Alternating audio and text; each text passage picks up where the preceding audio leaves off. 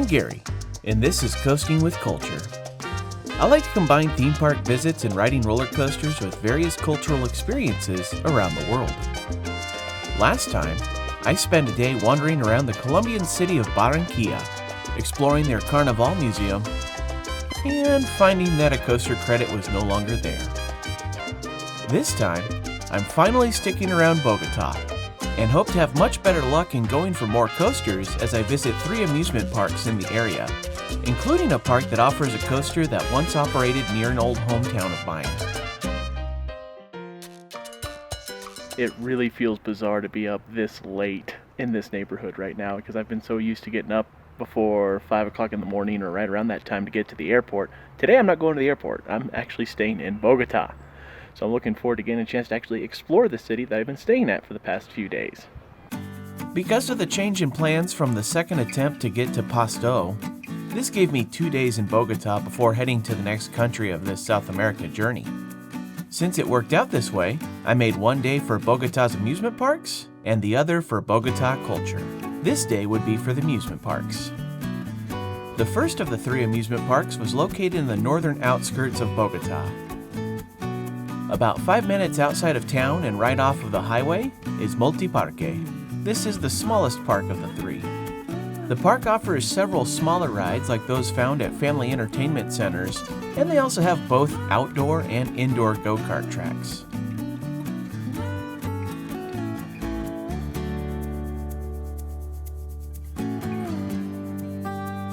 You can also play a round of mini golf, or take the kids to their large playground area with many play structures to enjoy. Because of arriving to the park before opening, I decided to grab a bite at Kudreza Express. This would be the first time that I tried an arepa con carne. I can't even begin to tell you how delicious this is. This arepa has some peppers and onions, and the meat is really well seasoned. It's just so good.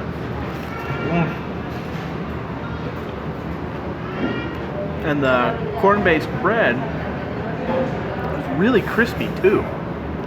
So good. The timing worked well because once I finished my arepa, the rides of Multiparque were open. So it was time to get the first coaster of the day, Spinning Coaster, an SBF Visa spinner.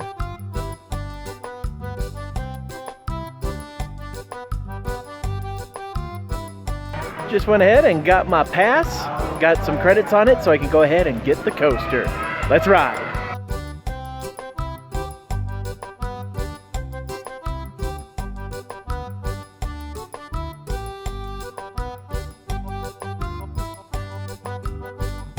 Finally, I was back on track with another new coaster credit after the previous days failing to get one. You certainly could make a longer day of Multiparque if that was what you were looking to do. If you wanted to do some go-karts, if you wanted to do a couple of the other rides. I personally just came here for the coaster and also had a chance to try the food at the next door restaurant, which was fantastic. And now it's time to head south to get to the next park. The second park of the day is found closer to Bogota's city center, known as Salitre, Magico.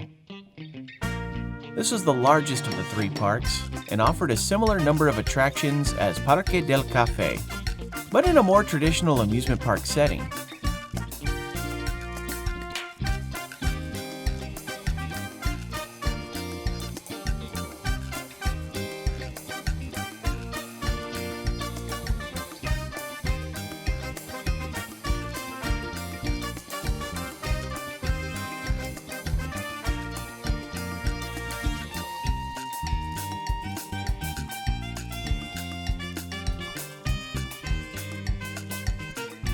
And while the coasters aren't quite to the same level as Parque del Cafés, 2 of them share a common trait with each other. The first I rode was Montaña Russa, which is a classic aerodynamics corkscrew coaster like many others seen around the world. This one, however, once operated at the Myrtle Beach Pavilion in South Carolina, opening there in 1978. It then closed in 1999 before moving to Bogota and opening the following year in 2000, where it's been ever since.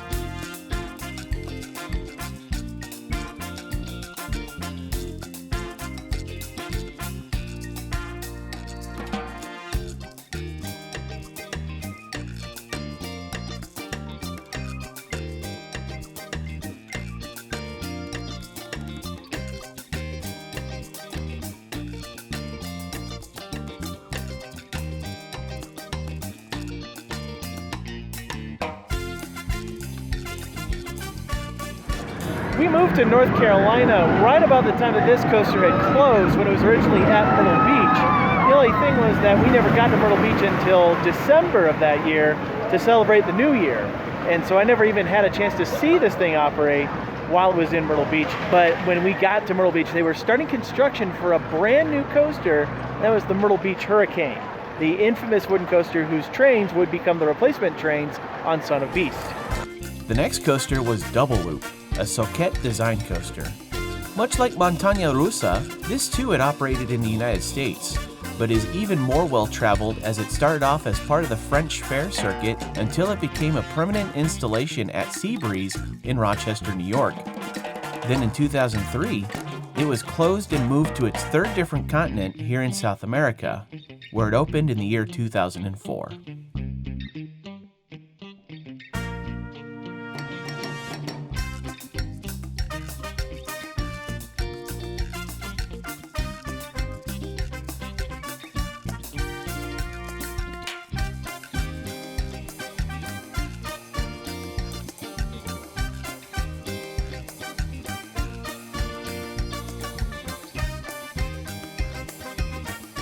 So the double loop isn't overly rough or anything like that. It's a little bit on the kind of side there. The one thing that I didn't particularly care for though is that it's a little bit tight.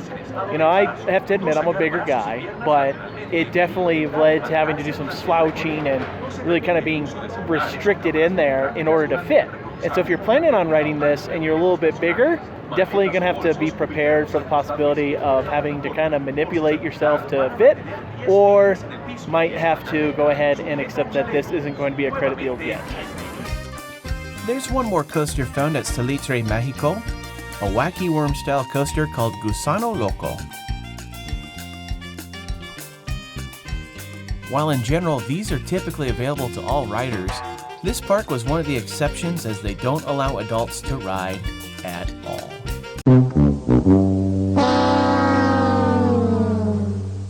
Unfortunately, some parks just enforce height maximums on rides that you really wish they didn't, so you could add to your credit count. But I kind of knew that going into this place, that this was probably not going to happen, so doesn't really count. I tried out a few other attractions, like a neat little walkthrough that shows various mythical and actual monsters of the sea. I also checked out a piece of aviation history, as they have an old Boeing 727 from Avianca where guests can sit in one of the plane's old seats and watch a video about aviation history emphasizing Colombia's history in flight. It was a neat way to repurpose and display the old three-engine aircraft. I swore that I wasn't getting on another plane today, but it seemed hard to pass up the chance to get on such a historic plane because 727s aren't made anymore, and there's probably only so many places you can fly on them. There was also a more unique spinning flat ride that involved a high-speed rotation which pressed you against your seat while the whole thing tilted, but with the added trick of an additional point of rotation. It was a pretty intense ride, and after trying it out, all I could manage to say was, before moving on to the last park of the day, I took a ride on their large Ferris wheel near the center of the park.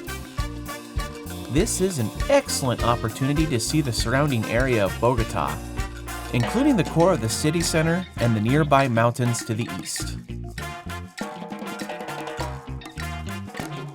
It was also a great spot for an overview of the park and its attractions.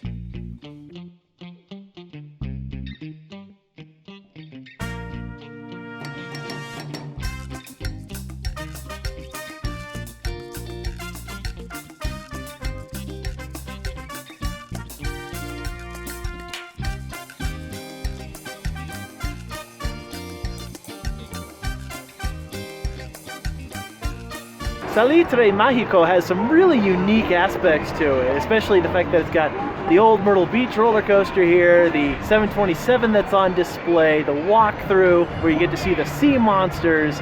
It's a neat little park. I would definitely recommend that coaster fans come and check it out if you're visiting Bogota.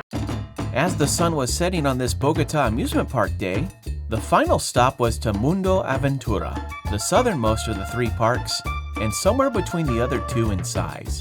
Even with a smaller footprint than Salitre Magico, it offers a similar number of rides in a more compact space.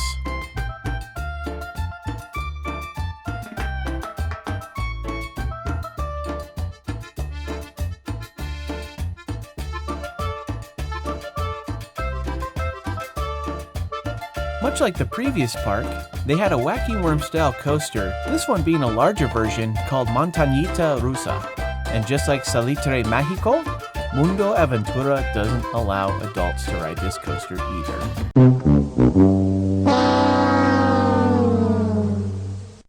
But that didn't mean that there were no credits to gain here, as they have an indoor coaster named Quantum.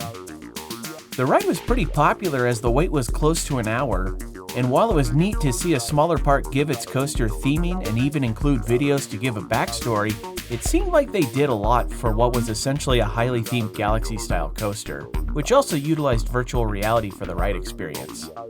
So, how was this experience?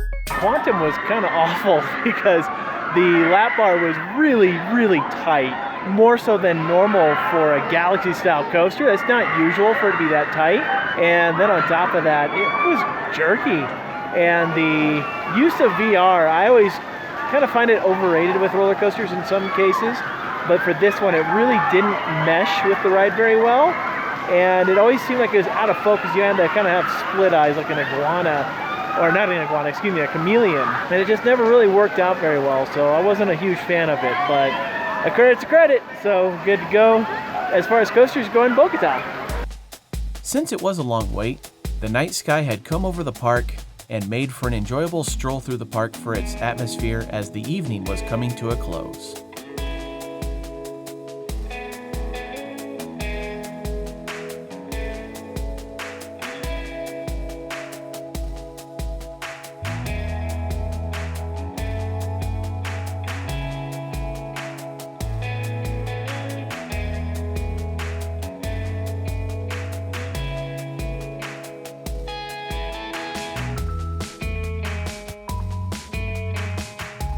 There's a real charm to parks at night. The lights really kind of give it a different feel than it has in the daytime.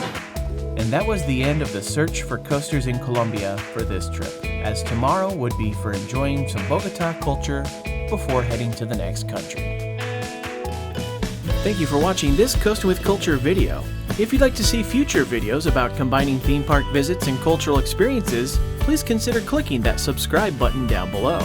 You'll also find Coasting with Culture on Facebook, Instagram, and Twitter, plus more content at coastingwithculture.com. Until next time, take care and safe travels.